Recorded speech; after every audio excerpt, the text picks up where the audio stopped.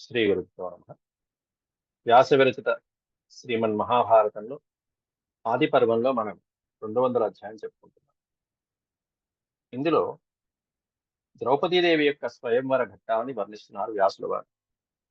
అనేక దేశాల నుండి వచ్చినటువంటి రాకుమారులు అక్కడ ఆసీనులు అవటం, అలాగే పాంచాల నగరం అంతా కూడా ఎంత శోభాయమానంగా ఉన్నదో వివరిస్తూ, చివరికి ద్రౌపదీ సోదరుడైనటువంటి దుష్టజమ్నుడు వచ్చినటువంటి రాజులందరికీ ఎటువంటి లక్ష్యాన్ని ఛేదిస్తే ద్రౌపది దక్కుతుంది, స్వయంవరంలో వాళ్ళు గెలుచుకోవచ్చు అనేటువంటి వివరాలన్నీ కూడా చెప్పడం ఈ అధ్యాయంలో చివరిలో మనం తెలుసుకుంటాం. ముందుగా దైవస్మరణ చేసుకుని మనం ప్రారంభించుకుందాం.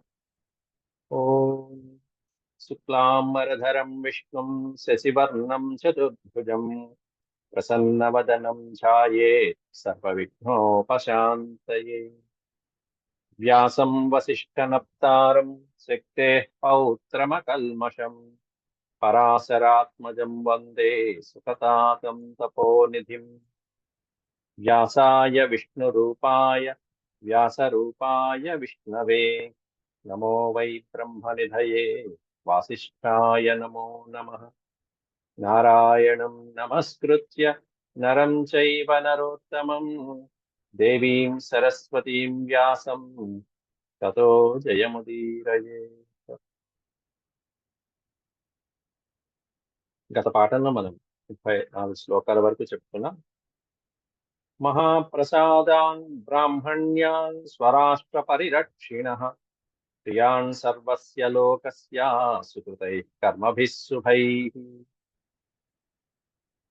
రాష్ట్రాన్ని రక్షించుకోవడానికి కంకణం కట్టుకున్నటువంటి అనేక మంది బ్రాహ్మణులు, వేలాది మంది ఈ శుభకార్యానికి వేంచేస్తున్నారట. ప్రియాన్ సర్వస్య లోకస్య, లోకాలకన్నిటికీ కూడా ప్రియమైనటువంటి వాళ్ళు, సుకృతై కర్మభి శుభై, తమ కర్మలతో, శుభకరమైనటువంటి కర్మలతో ఎన్నో సుకృతాలు చేసి ఎన్నో పుణ్యకర్మలను ఆచరించినటువంటి బ్రాహ్మణులు తమ ప్రాంతాన్ని, తమ దేశాన్ని శుభకరమైనటువంటి ఉత్సవాన్ని వేడుకగా చూడటానికి ఏం చేస్తూ ఉన్నారు బ్రాహ్మణుల రూపంలో. వాళ్ళందరూ కూడా ఉన్నతమైనటువంటి ఉచిత ఆసనాలలో కూర్చున్నారు. మంచేషు చ పరార్థేషు పౌరజానపదా జనాః కృష్ణాదర్శన సిద్ధ్యర్థం సర్వతః సముపావిశన్. కృష్ణాదర్శన సిద్ధ్యర్థం, కృష్ణ అనే పదానికి అర్థం ద్రౌపది. ద్రౌపదీదేవి యొక్క దర్శనం సిద్ధించడం కోసం అని చెప్పి సర్వతః సముపావిశన్, అనేకమైనటువంటి ప్రాంతాల నుండి వచ్చినటువంటి జనపదులు, జనులందరూ కూడా, పౌర జానపదాలందరూ అన్ని కూడా వాళ్ళకి ఏవైతే కేటాయించబడ్డాయో ఆసనాలు, వాటిల్లో ఆసీనులై ఉన్నారు. మంచేషు చ పరార్థేషు, మంచము అంటే ఆసనం, ఉన్నతమైనటువంటి ఆసనాన్ని మంచం అంటారు.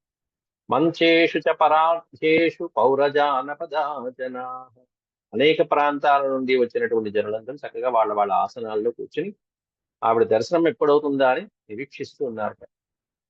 బ్రాహ్మణైస్తే తే చ సహితాః పాండవాః సముపావిశన్ వృద్ధిం పాంచాలరాజస్య పశ్యంతస్తామనుత్తమాం.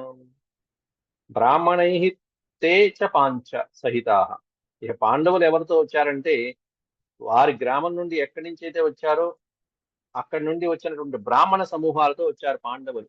ఆ బ్రాహ్మణులతో పాటుగానే పాండవులు కూడా చక్కగా స్వయంవర మండపంలో ఆసీనులై ఉన్నారు. వృద్ధిం పాంచాల రాజస్య పశ్యంతస్తామనుత్తమాం, ఉత్తమమైనటువంటి పాంచాల రాజు యొక్క వృద్ధిని, ఆ నగర శోభని, ఆ సభా మండపాలని, ఆయన యొక్క ధనధాన్య సంపదలన్నీ కూడా చక్కగా వీక్షిస్తూ పాండవులు గాని, బ్రాహ్మణులు గాని, పౌరులు గాని మహదానంద పడిపోతున్నారు, మిగతా రాజులందరూ కూడా. తతః సమాజో వవృధే సరాజ దివసాం బహూన్, దివసాన్ బహూన్, బహూన్ దివసాన్ అని చెప్పారు. ఇలా ఒకరోజు కాదు ఈ వేడుక, దాదాపుగా 16 రోజులు, షోడశే 16 రోజులు ఈ విధంగా వస్తూనే ఉన్నారు రాజులందరూ కూడా. రత్న ప్రధాన బహుళ శోభితో నట నర్తకై వర్తమానే సమాజే తు రమణీయే షోడశే. సభామండపంలో ఈ రోజు వచ్చారు, వచ్చిన వాళ్ళకి చక్కగా వేడుకగా వాళ్ళకి అనేకమైనటువంటి ఆటలు, పాటలు, విలాసాలు చక్కగా చక్కటి శోభతో వాళ్ళకి సమయం వృధా కాకుండా చక్కగా నటనర్తకై అన్నారు. నటులు, నర్తకులు, సాహిత్య గోష్ఠులు, విద్వాంసులు, పండితులతో చక్కగా, అలాగే ఒక్కోసారి వచ్చినటువంటి వాళ్ళకి కానుకలుగా రత్న ప్రధాన బహుళ, అనేకమైనటువంటి బహుమతులు కూడా రత్నాలు కానుకగా ఇవ్వటం, ఇవన్నిటితో వాళ్ళు చక్కగా సమయాన్ని గడుపుతున్నారు. అలా వాళ్ళు వర్తమానే సమాజేతు రమణీయే షోడశే 16 రోజుల పాటు స్వయంవరానికి రాజులు వస్తూనే ఉన్నారు, వస్తూనే ఉన్నారు, వస్తూనే ఉన్నారు. 17 రోజులు. ఆ తర్వాత ఒక మంచి ముహూర్తంలో అమ్మాయి ద్రౌపది లోపలికి ప్రవేశిస్తుంది స్వయంవర మండపంలో. మైత్రే ముహూర్తే తస్యాశ్చ రాజ రాజదార పురావిద. మైత్రం అనేటువంటి ముహూర్తంలో తస్యాశ్చ రాజదార పురావిద, ఆ స్త్రీల మధ్యలో పురావిద అంటే హితం కలిగించేటువంటి పండితుల మధ్యలో, అలాగే అనేక మంది చెలికత్తెల మధ్యలోను మైత్ర ముహూర్తం అనేటువంటి అత్యద్భుతమైనటువంటి ముహూర్తంలో, కన్యాదానానికి ఏ ముహూర్తం అయితే అనువైన ముహూర్తమో అటువంటి ముహూర్తమే మైత్రం అనేటువంటి ముహూర్తం. రామాయణంలో కూడా ఎన్నో ముహూర్తాలు చెప్పారు. వింద అనేటువంటి ముహూర్తము, రౌద్ర, మైత్ర, ఇట్లాంటి ముహూర్తాలు ఉంటాయి. మామూలుగా ముహూర్తాలంటే మొత్తం రోజు మొత్తం 24 గడియలు 30 ముహూర్తాలుగా చెప్తారు.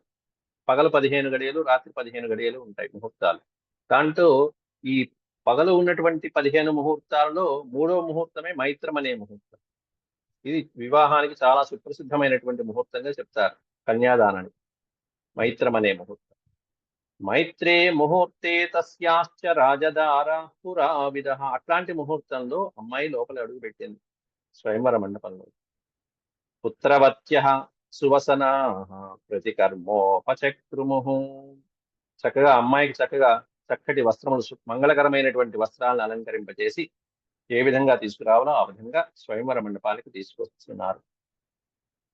అయితే ఇది ఇంతవరకు 38 శ్లోకాలు అయితే 39వ శ్లోకం దగ్గర నుంచి 49వ శ్లోకాల వరకు కూడా వీటిని అధిక పాఠాలుగా పరిగణించారు మహాభారతంలో. అంటే ఆ తెచ్చినటువంటి ఆ ద్రౌపదీదేవి ఎంత అలంకారంగా సుందరంగా ఉన్నది, అంతేకాకుండా ఆవిడ ఎలా అలంకారం చేశారు అనేటువంటిది వర్ణించుకుంటూ వచ్చారు. వైఢూర్యమయ పీఠేతు నివిష్టాం ద్రౌపదీం తదా సతూర్యం స్నాపయాం చక్రు స్వర్ణకుంభ స్థితై జలై.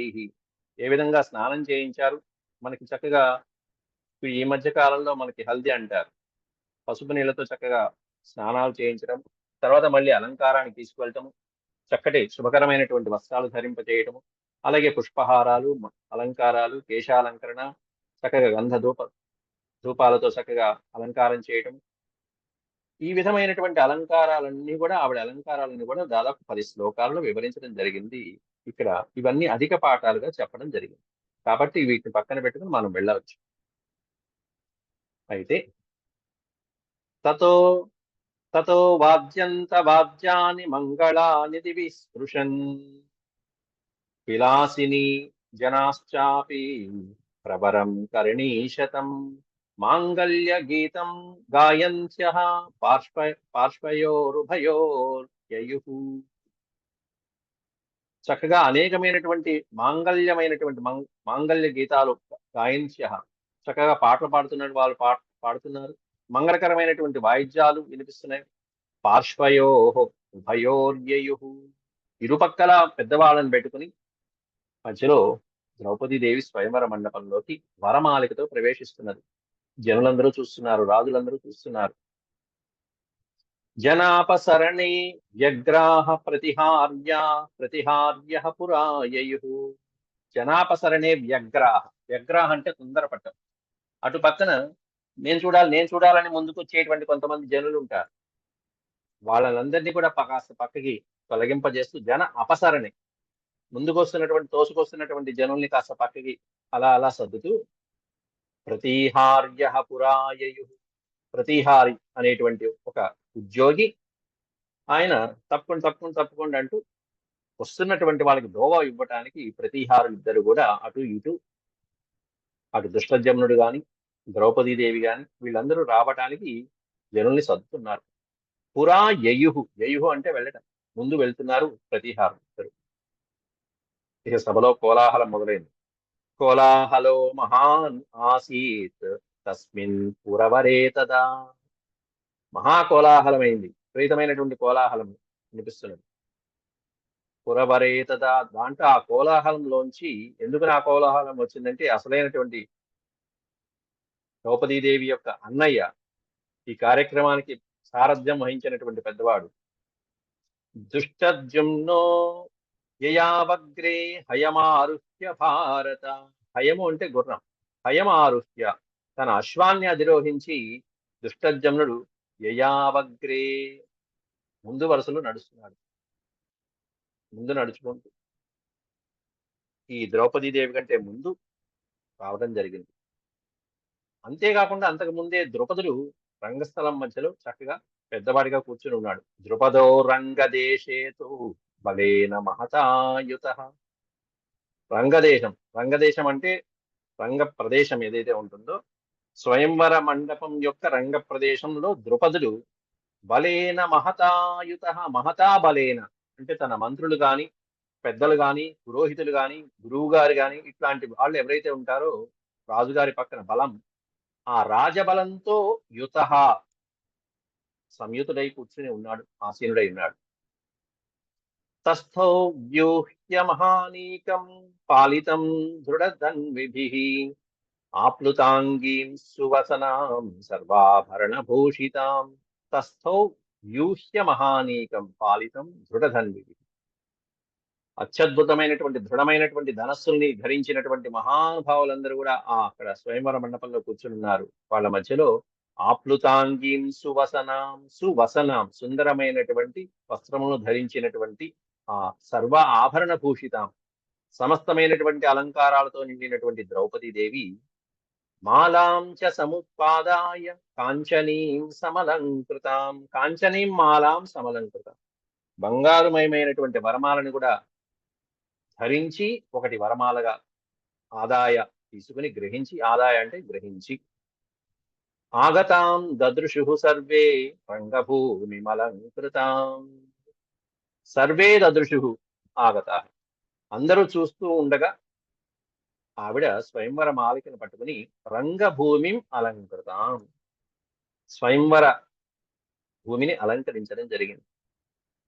అవతీర్ణా తతో రంగం ద్రౌపదీ భరతర్షభ.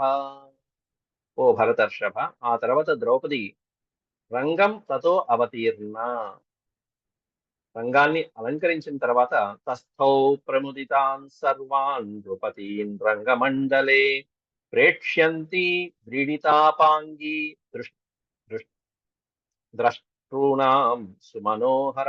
ద్రష్టృణాం అంటే చూసేవారి యొక్క, చూసేవారికి ద్రష్ట అంటే చూడటం, ద్రష్టృణాం అంటే చూసేవారి యొక్క నేత్రాలు, ప్రేక్షంతి ద్రష్టృణాం వ్రీడితాపాంగి సుమనోహర. సుమనోహరమైనటువంటి ఆ ద్రౌపదీదేవి యొక్క అందచందాలన్నీ కూడా చూసేవారి యొక్క మనసుని దోచుకుంటున్నాయి. వాళ్ళు అలాగే నిశ్చేష్టులైపోయి తస్థౌ అలాగే ఉండిపోతున్నారు. ఎలా? తస్థౌ ప్రముదితాన్ సర్వాన్ నృపతీన్ రంగమండలే. సమస్తమైనటువంటి రాజుల యొక్క హృదయాలు వాళ్ళ మనసులు ఎక్కడున్నాయంటే రంగ మధ్యలో ఉన్నటువంటి ద్రౌపదికి చేరిపోయాయి. ప్రతి వాళ్ళు ద్రౌపది దేవిని కోరుకుంటున్నారు ఆవిడ చూడంగా. తస్థౌ ప్రముదితాన్ సర్వాన్, సర్వాన్ నృపతీన్, మొత్తం రాజులందరూ కూడా అక్కడే ఉండిపోయారు, ఆవిడని చూస్తూనే నిశ్చేష్టులై ఉండిపోతున్నారు.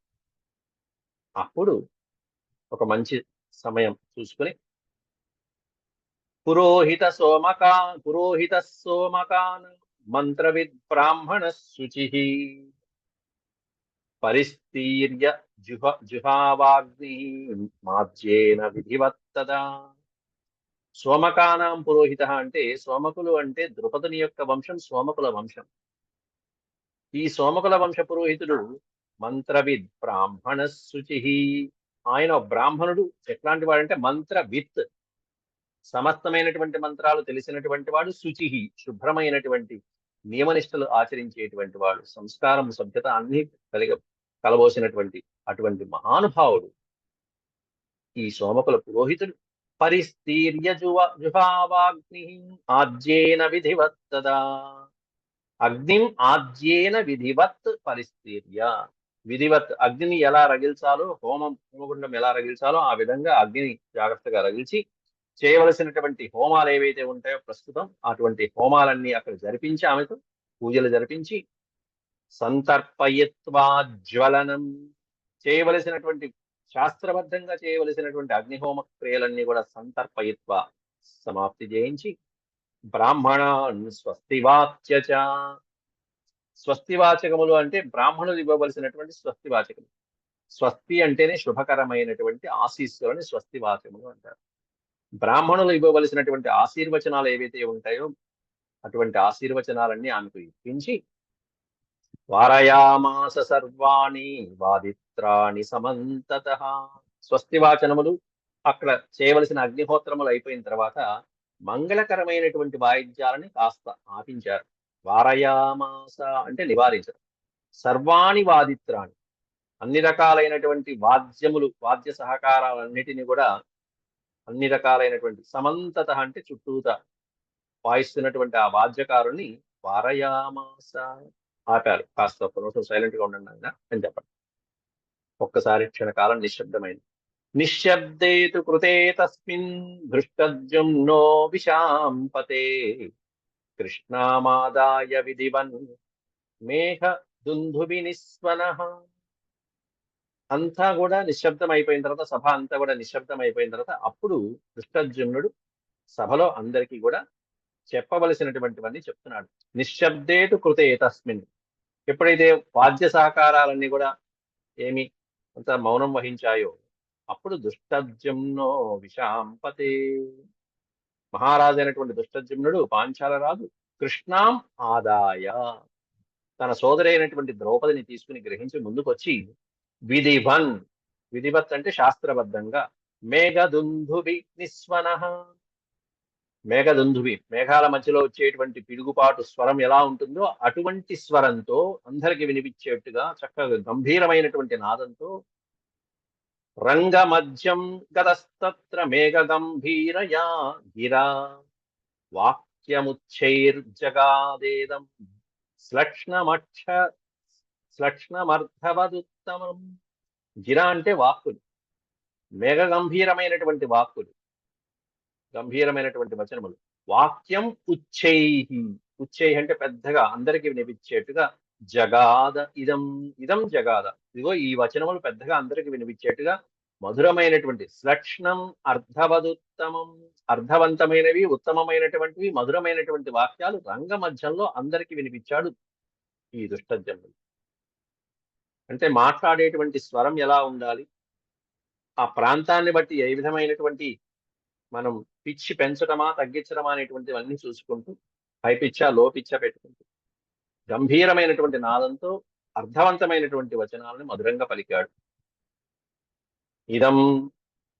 ఇదంతా కూడా ఇక సభలో వచ్చినటువంటి వాళ్ళకి లక్ష్యాన్ని ఈ విధమైనటువంటి లక్ష్యాన్ని ఛేదించినటువంటి వాళ్ళకి నా సోదరుని ద్రౌపదినిచ్చి వివాహం జరిపిస్తానని స్వయంవరం ప్రకటన చేస్తున్నాడు దుష్టజుమ్నుడు. ఇదం ధనుర్లక్ష్యమిమే చ బాణాః శృణ్వంతు మే భూపతయః సమేతాః. ఇదం ధనుః ఇదిగో ధనస్సు ఇక్కడ ఉన్నది.